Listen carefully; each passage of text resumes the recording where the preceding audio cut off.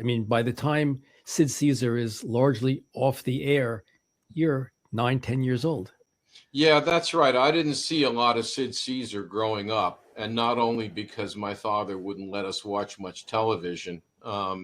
By the time I came into consciousness, he was already pretty much history. But I'd always heard about him.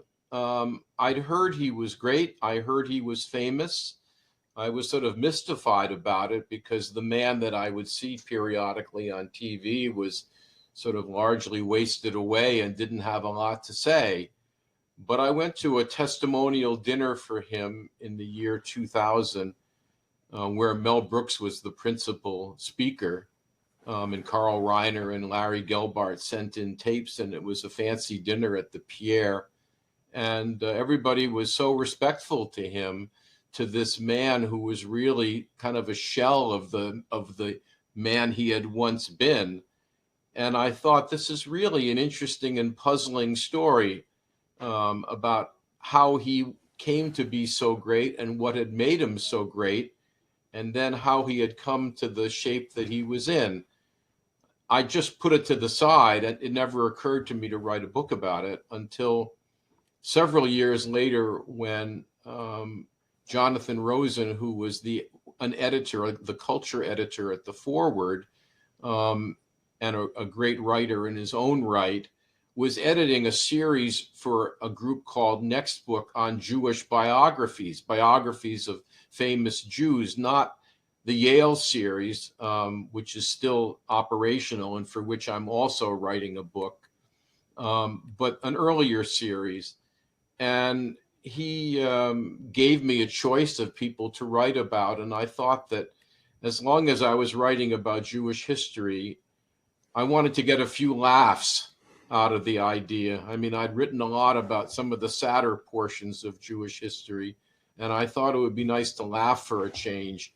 So we had to find a comic for me to write about. I think that somebody was already doing a book on Groucho Marx, and there was Sid Caesar, this puzzling guy of great importance, but largely forgotten. And so I went for him. You say in it that he was a titanic figure. He accounted for the affection and gratitude of people years after he came off of television. He went from the tippy top of the comedic world to essential obscurity within like a 12-year period, right?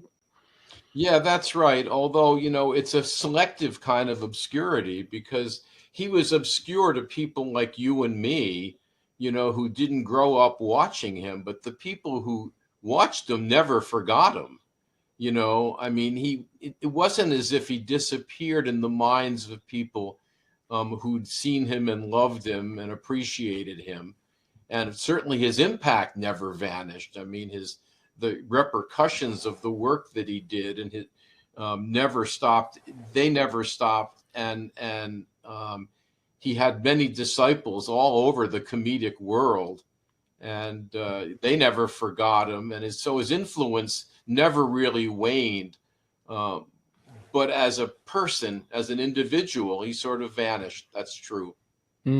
You start the book with two inscriptions, I guess, one from Mel Brooks and one from Norman Mailer. Can you read us them and then tell us why you selected them, and then we'll turn to Sid Caesar, the kid.